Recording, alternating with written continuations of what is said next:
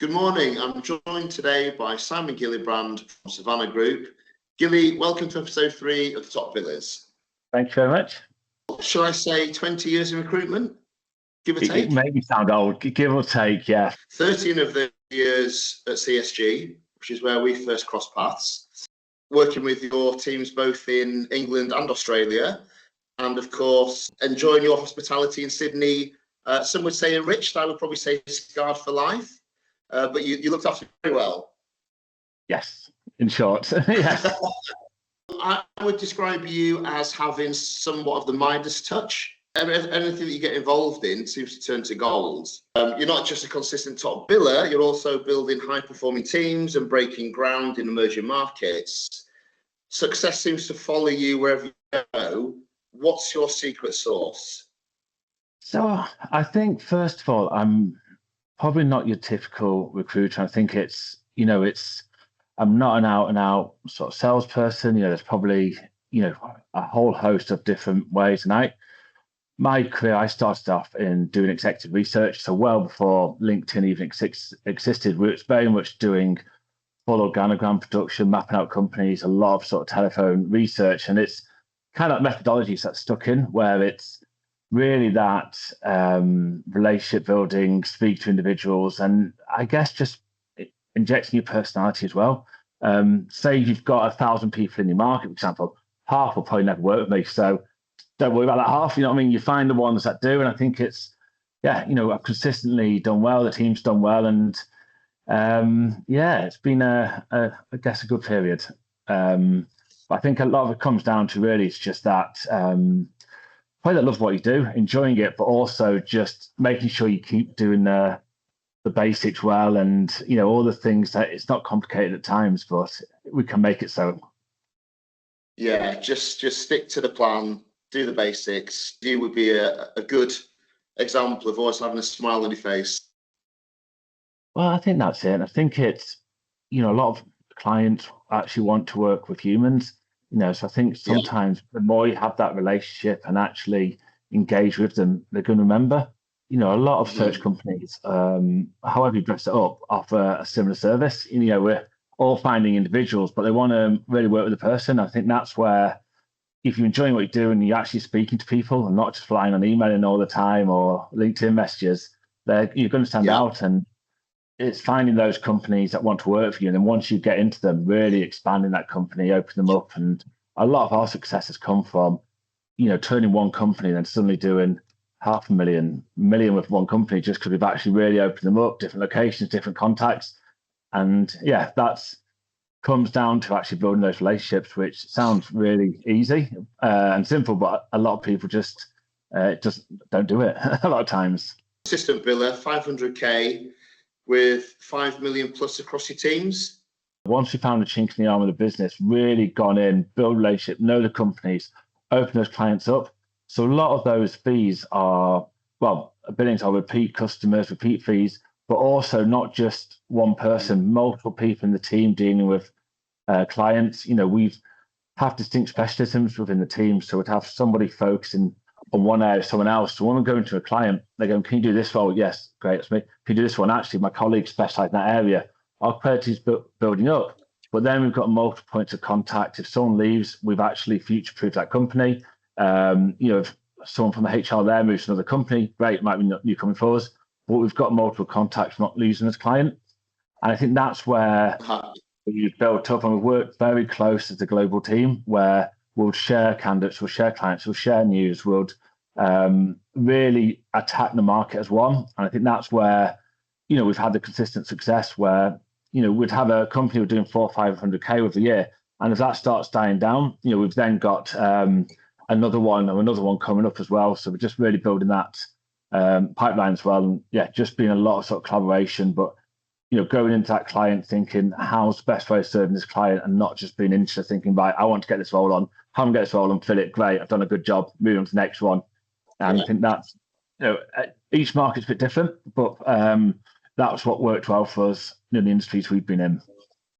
Exactly. And we'll often, whenever we're going on pitches or speaking with clients, get at least 2 of us on there, because there'll be some people which will love working with me. Some will hate working with me. It's if someone's very data process driven, that is not me.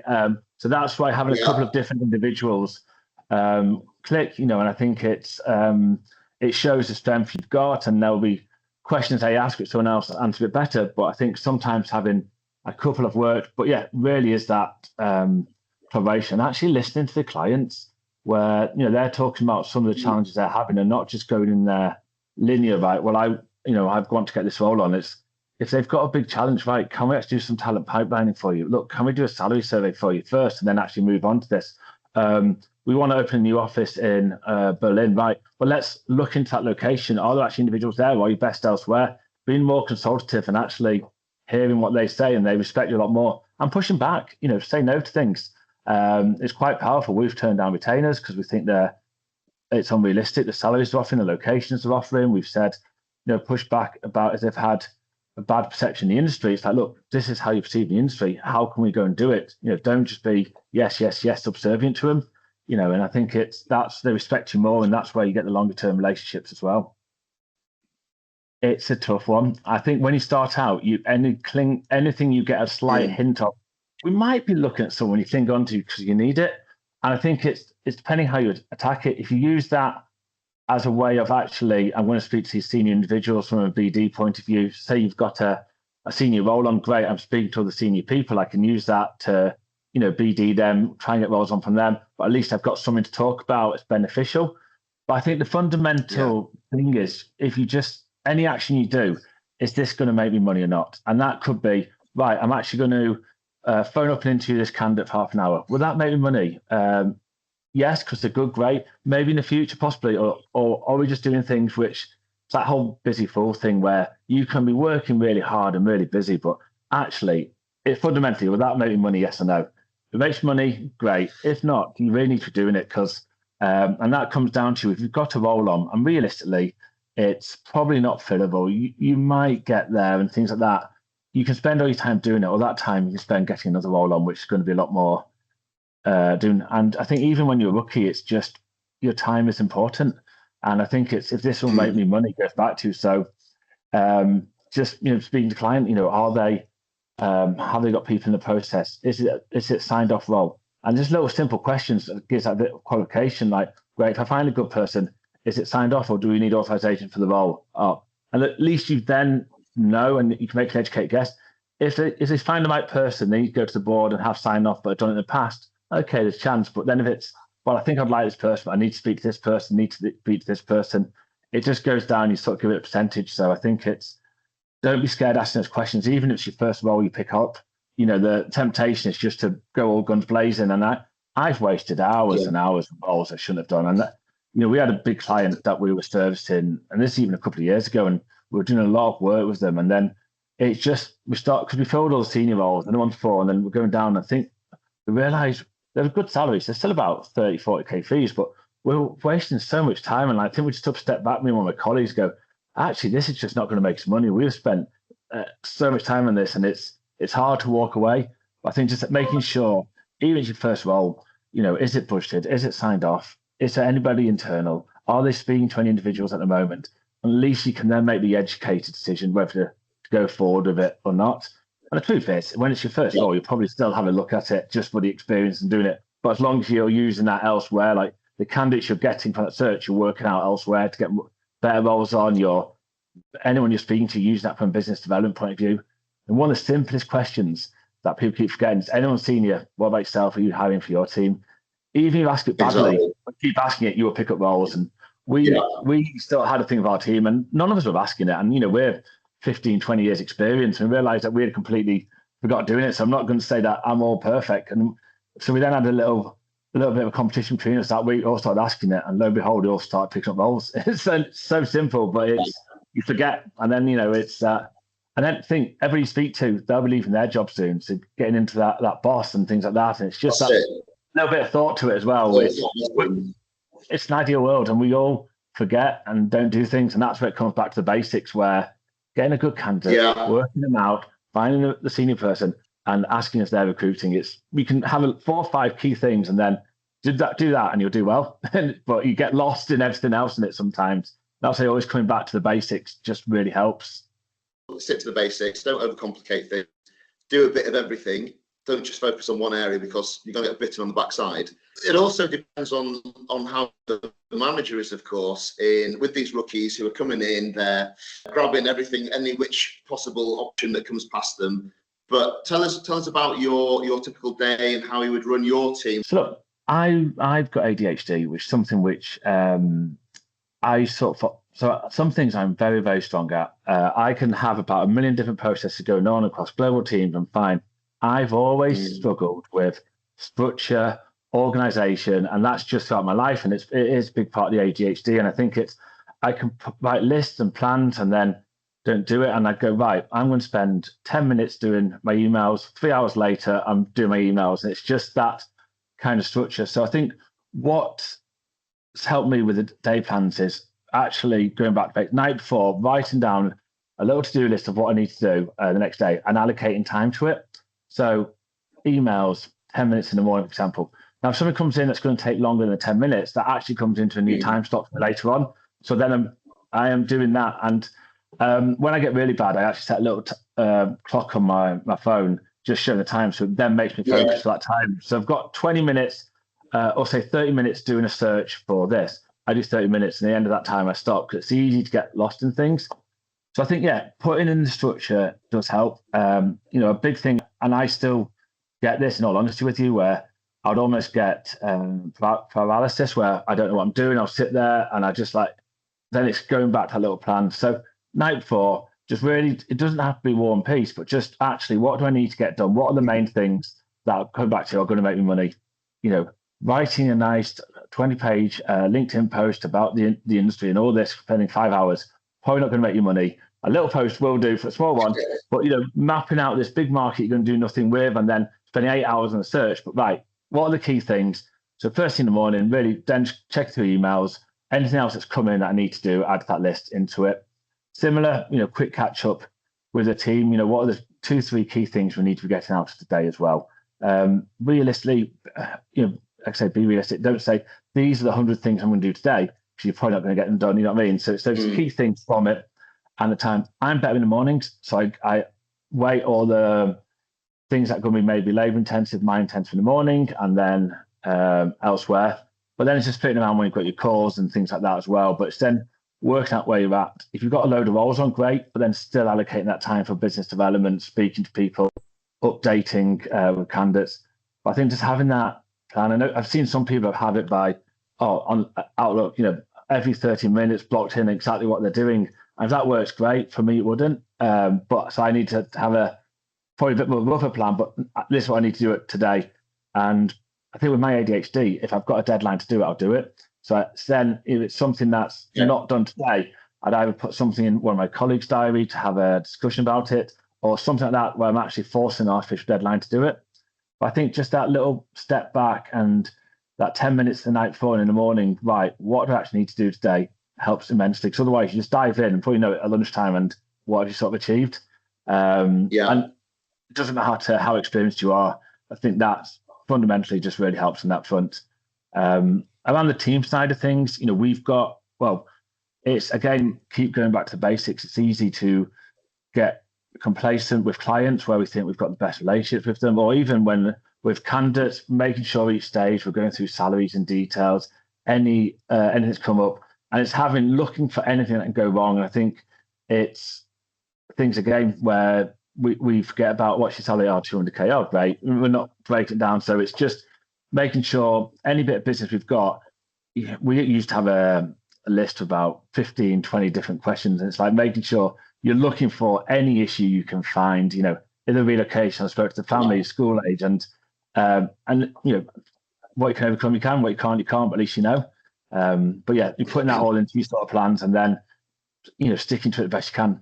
And again, if you've got 30 minutes where you're doing BD in those 30 minutes, an email comes through from a client saying, oh, look, can we do something X, Y, and Z? That can wait to the end of 30 minutes. Nothing's that urgent. So stick to your plans as well. Obviously, it's something like an offer or something like an interview, different. But otherwise, you're at the end of the day, you've achieved nothing. And then we've all had so many days and like that. And it's like, right, preparation, which is hard for me, but helps. Yeah, it's very easy to think you're busy, but at the end of the week, when you haven't actually achieved anything, you really need to focus and highlight what's closest to money, what differences can I make, what are the controllables, stick to a plan. Yeah. Okay, so walk me through your client development strategy. So I think a big part for us is the markets we're in have been quite large, but then it is really highlighting those key clients that you've got actually.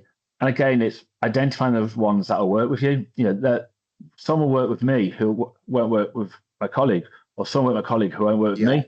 So you can spend all your time trying to go, right, I want to get into Microsoft, and then all your time trying to get into Microsoft and never get into them.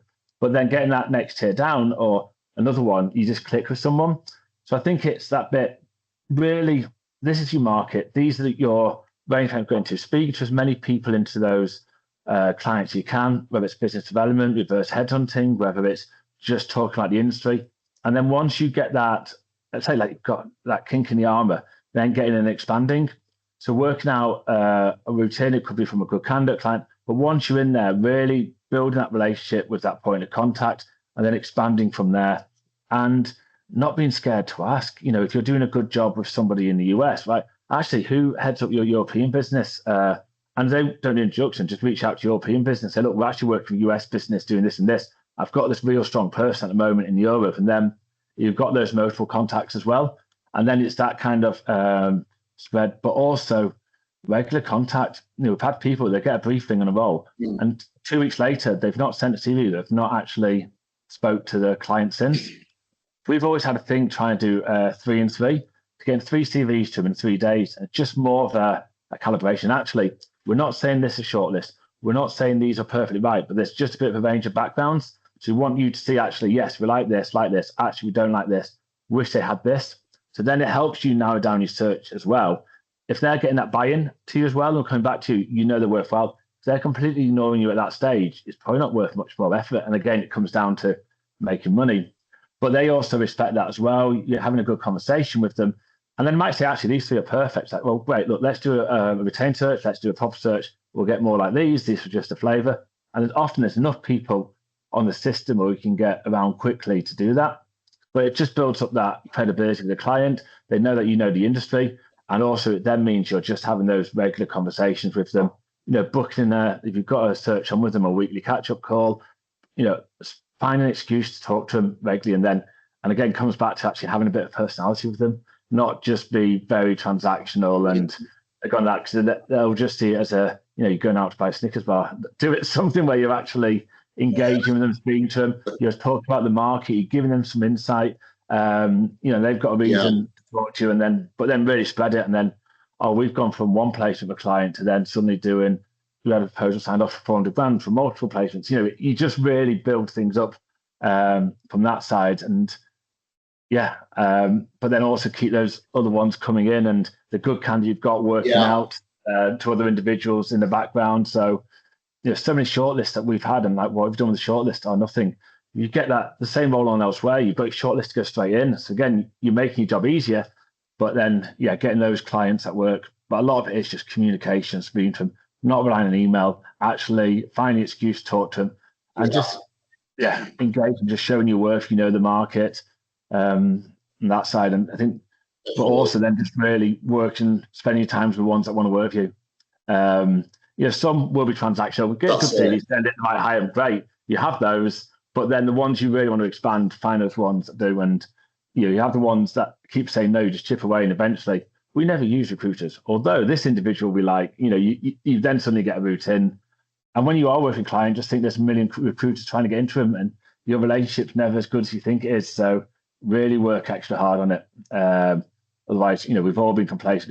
They'll come back to me with any role. They suddenly see they've just hired 3 or 4 new people through another recruiter. So never be arrogant or complacent. Yeah, it's not a given. To be honest, so we all are. Which we've all done that. You know, we've all learned the hard way. You see a candidate you've got going to a client you work with, and like, I could have done that. So I don't be scared to promote a good CV, Tim. If you work with a client and you've got a really good CV, just send it in. Or, you know, so much comes from that as well, where you might not think there's a role. They say, yeah, and I think that's knowing the market and what the pain points are and what stands out helps with that. Yeah, proving your worth, showcasing that you have the understanding of that niche within the market. Pick up the phone. Don't just do everything on email, and send other bits of information. Just doesn't have to be if you got a job, but like you said earlier, salary surveys, market information, share knowledge, and really showcase that you know what you're talking about. Well, that's it. If they're not saying, look, we're not hiring at the moment, but we may win this big contract, or we may do this. We need to hire people. Well, look, what we can do is we can do a talent pipeline for you. So we've got the individuals in place. We know exactly who they are, the salaries, they're looking to move. So you win that contract, great. You can interview the next day or off the next day. Otherwise, you might be starting the process there, and it could be 2 or 3 months behind. So just having those conversations and Teams calls, getting as many Teams calls as you can. At least meet them if you can. But realistically, we all work probably international, so if you can't meet them, at least get Teams. It gives again that bit more personal touch to it as well. Yeah, absolutely. Final question from me is how to ensure your team are on target. I think a lot of it is knowing from the insight. I'm not massive KPI driven, but it does help knowing, right, if you need 8 CVs into a client to get 2 send-outs, get placements, sort of knowing where your ratios sit as well. And if you do that period of time, it's knowing what you know from the onset. If I need to get 3 roles on to get a placement, or I need to get 10 send-outs to get 5 placements, whatever, knowing those ratios, so you know what you need to do in the front end. And the front end is getting the CVs out. If you're not getting the CVs out, you're not getting at the end. So we always focus on that, make sure we're getting spec CVs out, see out to clients, and then knowing where we need to go to the other end. And then really, it's just when we ever get the roles on and the process, just really working hard, the clients, the candidates, getting to know them, keeping both sides, managing the processes. Clients might not be good at interviewing, coach them out to interview, and so on and so forth. So, any questions from our audience? Simon, nice to meet you. I'm Mohammed from Raw Selection. nice to meet you. What's your current average fee? So probably sits around sort of the 40 to 50 mark. I think the top ones are 100 plus, and because we tend to work about sort of across the team. I think it was 32k last year, but the majority was probably, we wouldn't have touched anything below 20. But I had a team of about 20, 30 working for me, so obviously there was a whole host of combinations from it. I think our top one last year was probably about 150-ish, sort of thing of that. But I think the sweet spot is probably around that sort of 40 to 60k mark is what we tend to do. But sometimes those low ones, you can get the quick turnaround. They just bubble away in the background from that as well.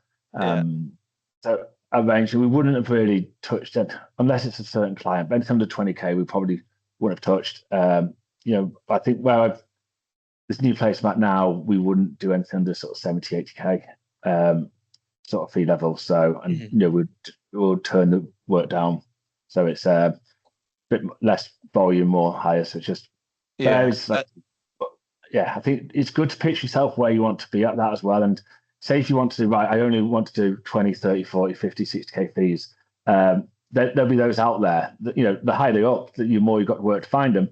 But then suddenly if you start going to, you place a VP at someone, then you place a director, then when you start doing the levels below, you probably know it, you start doing these levels below what you want to be doing, and a lot harder and a lot more time. So it's not saying no to things. And there's ways around it. If they want you to work on a slightly lower salary, you're charging the full package and potential bonus, or if they're wanting to work on slightly less fee, right, when I'm charging the full package and bonus, then you make sure that fee level stays above where you need it to be as well. And most of your roles retained or contingent?